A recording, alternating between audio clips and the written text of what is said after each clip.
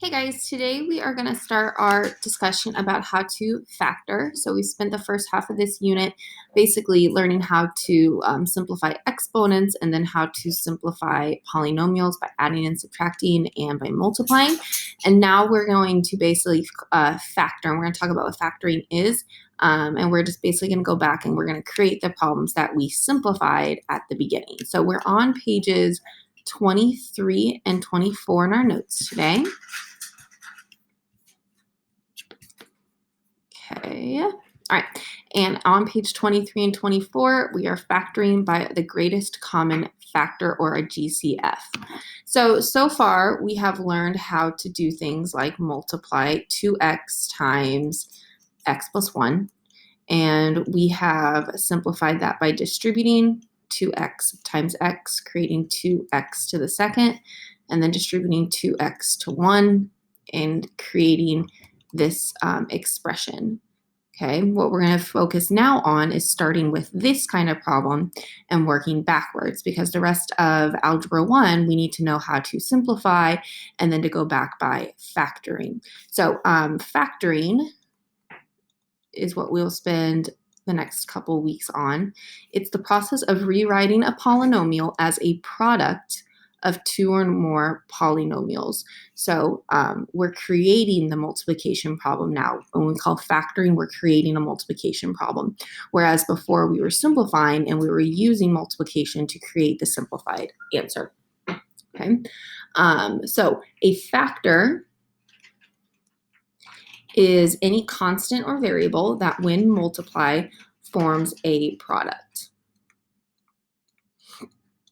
So back in the day, you guys factored numbers. Okay, so the factors of 32 are numbers or things that multiply to 32. So you have 1 and 32, okay? You have 2 and 16. You have 3 doesn't work. You have 4 and 8. And 5 doesn't work, and 6 doesn't work. So these are our factors: 1 and 32, 2 and 16, and 4 and 8. Okay, our factors of -9, we could do 1 times -9. We could also do -1 times +9. Okay, but we also have the factor of 3 times -3 and -3 times +3. Okay. Our factors are what multiplies to 3x, would just be 3 times x. Then finally, x squared would be x times x. So our factors are each part of the multiplication product. Okay, the greatest common factor, or what we'll call our GCF, of a polynomial is the greatest monomial that divides into each term evenly. So monomial, remember, that means 1. So we're looking for the greatest one thing that can be divided out of every single term. Okay, so we have this problem, 3x squared plus 6x. Okay, what we're going to do is we're going to break it up into pieces. So determine the GCF for the polynomial given at the right by completing A through C. So we're going to write each term in expanded form. So first we're going to write 3x squared. So 3x squared means 3 times x times x. Okay. Then we have 6x. Okay, well 6 can be factored into 2 times 3. 2 times 3 is 6, and then times x. Okay, so these are all of our factors that make 3x squared and our factors that make 6x. Okay, now it says to highlight or circle the greatest common factors of the two terms. So we're looking for the biggest things that could be divided out of everything. So if I look, I see a 3. Probably should use a different color than green. Okay, so I see a 3 in this term. I also see a 3 over here. So I can divide a 3 out of both of those. Okay, I also see an x variable and an x variable as well. Okay. So I see an x, but I don't see any extra x's and I don't see any extra 2's. So it looks like our greatest common factor will be 3x. Okay. So what we're going to do is we're just going to practice finding greatest common factors of polynomials. Okay. So the first thing I like to do is I like to look at the coefficients, or in more layman's term, I just like to look at the numbers. Okay. And what is the largest number that divides evenly into each term? So for this example, 12x squared plus 36x, I look at the numbers and I'm like, what number can be divided evenly into all of them? Well, I see 12 and I see 36. I know that 12 can be divided out of 36 and out of 12. Okay, so I think 12. Okay. Then after I look at the coefficients or the regular numbers, then I look at the variables. Is there a common variable in each term? Okay. So here are x squared and there's an x. I have x, I have two of them right here, and I have one of them right here. So the greatest one I can pull out would be an x. Okay. So that's what we're going to basically practice right here. Okay. So the first one, we have 45x squared plus 9x. So first I look at the numbers. Okay. I see 45 and I see 9. Okay. I ask myself, okay, does 9 go into 45? Yes. So it looks like 9 is the greatest common factor in the numbers. Okay. Then we have x squared and x. So there's an x in both of them. So 9x is the greatest common factor.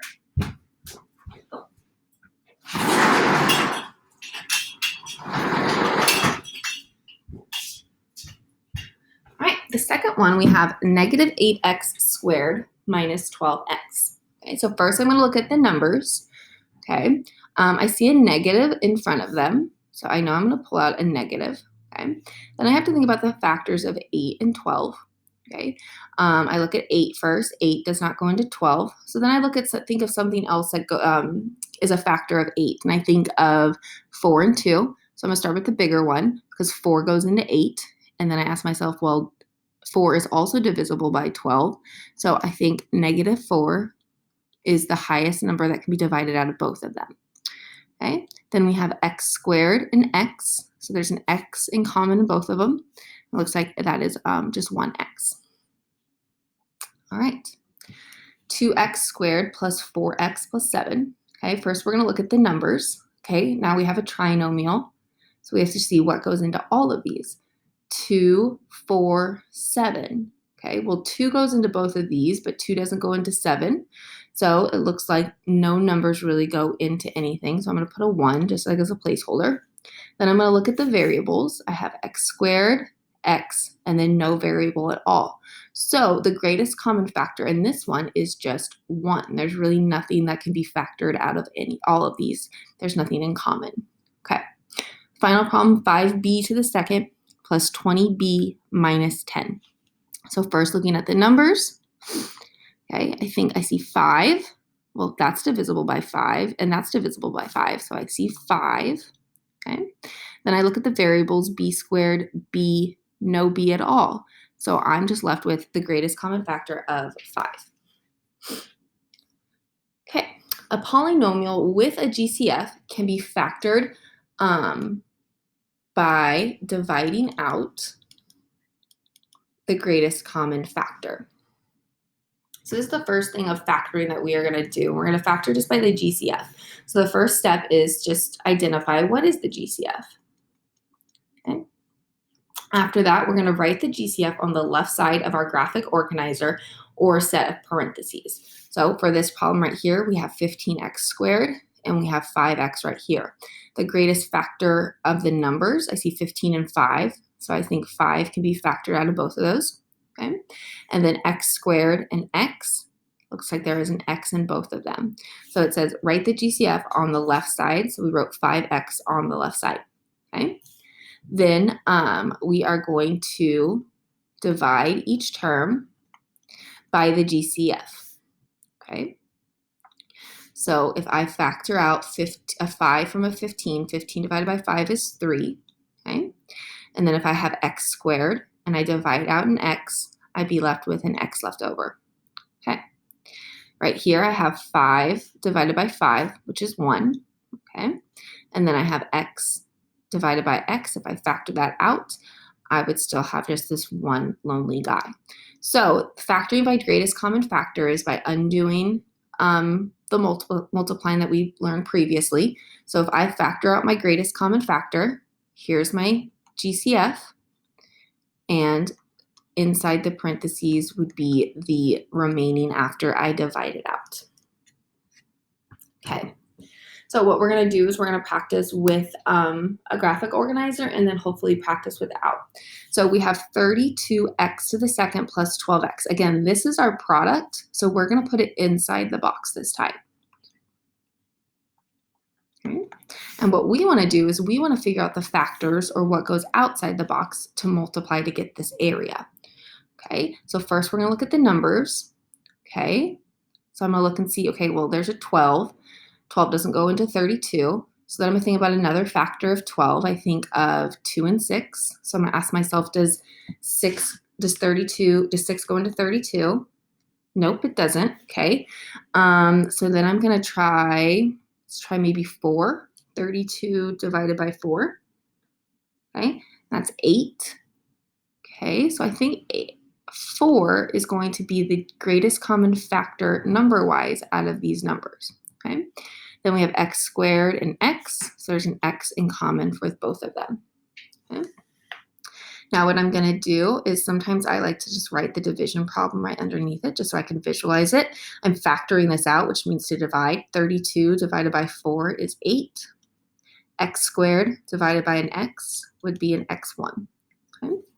Then I'm also factoring out the 4x out of 12x. 12 divided by 4 is 3. X divided by x is nothing. So this problem factored would be our greatest common factor of 4x and our leftover, which is 8x plus 3. Keep in mind, guys, that these two things, I see that like nothing else can be factored out of them, and I like to always check that because if there is something else that could be divisible, I could continue to work this problem and have a bigger GCF. All right, for this problem, I'm going to write 8r squared, negative 40r, and negative 16. Okay, first thing I like to do is pick my number. I have an 8, a 40, and a 16. So I'm going to start with the smallest one. 8, looks like 8 goes into all of these. So I'm going to put an 8. Okay, then I have r squared, r, and no r at all. So actually my greatest common factor is going to be 8. Okay, then I'm going to factor that out or divide it out. So 8 over 8 is 1. I would just be left with the r squared. Negative 40 divided by 8 is negative 5. And then I have that r left over. And then I have negative 16 divided by 8, which is negative 2. So my greatest common factor is 8. And the leftover would be r squared minus 5r minus 2. Okay.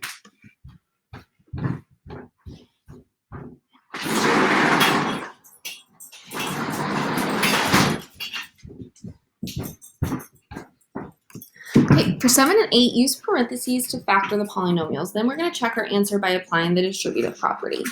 So basically, we're just going to do the same thing. I don't really use the area model when I get pretty good at this. So what I'm going to do is I'm just going to kind of make a division problem, okay?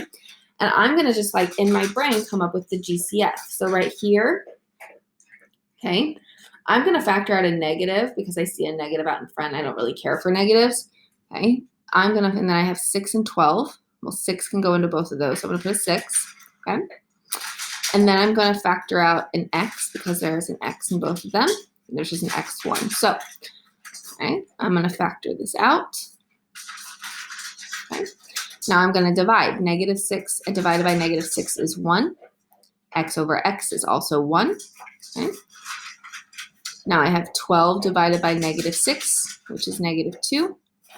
X squared divided by x is x, just so the x left over. Okay.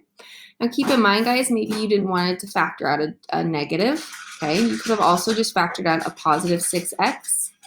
You would have just been left with a negative 1 plus 2x. Okay. Our check is we could just distribute both of these and see if we get the same answer. So I'm going to distribute negative 6x times 1.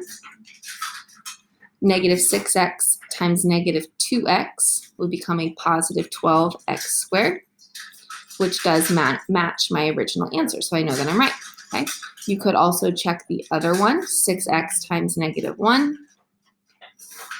6x times 2x is 12x squared. Okay.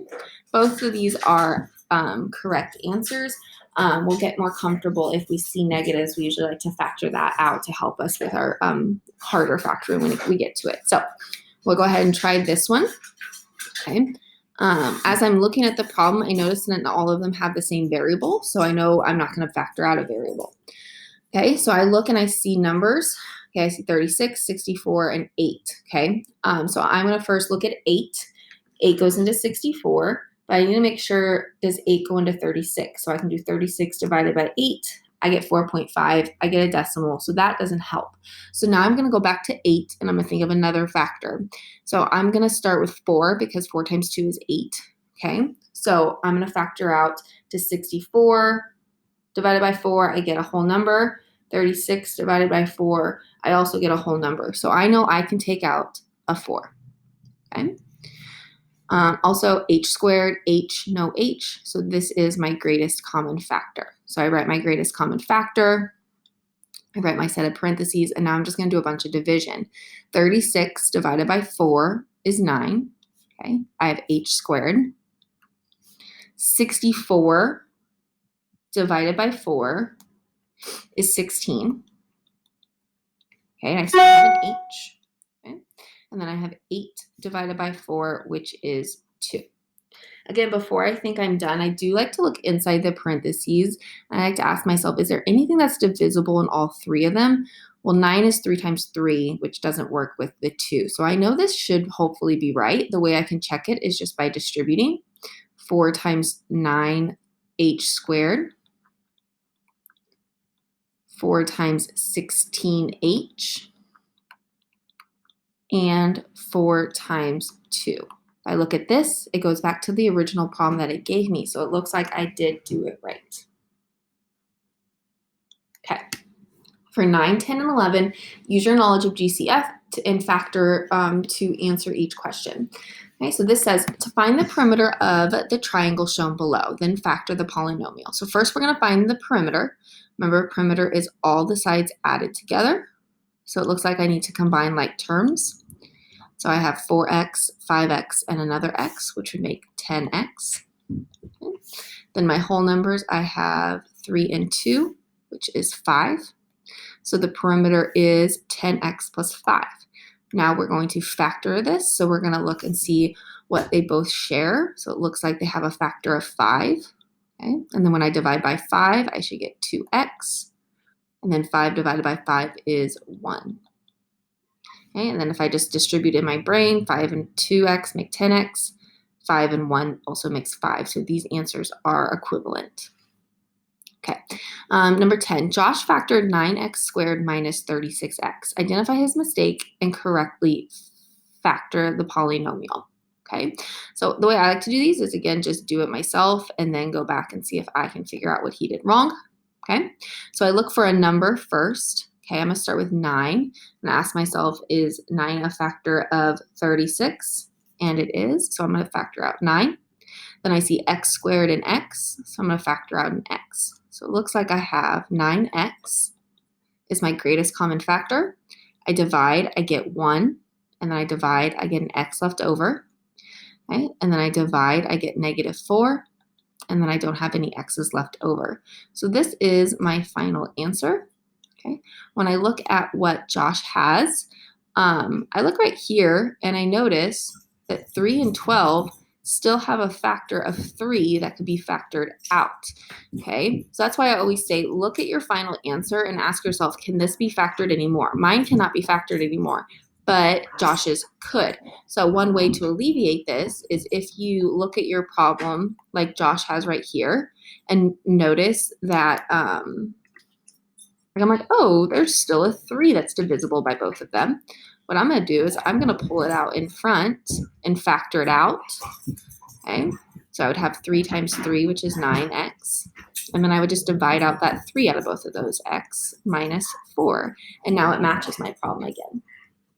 All right, number 11, it says write a polynomial with 3 terms that has a greatest common factor of 7. Okay, so this could be something like 21x squared plus 7x plus 14. Basically just came up with a problem. I knew that there had to be a multiple of 7 in each of them, and I just created something. Okay, had 3 terms. With 2 terms that has a GCF of 5x. So I know that 5x has to be in every term. So I'm going to do 5x squared minus 10x. Okay, both of these have a 5 divisible and also have an x divisible. So for today, the practice is on page 25. It is just 9 questions. So I will see you guys tomorrow.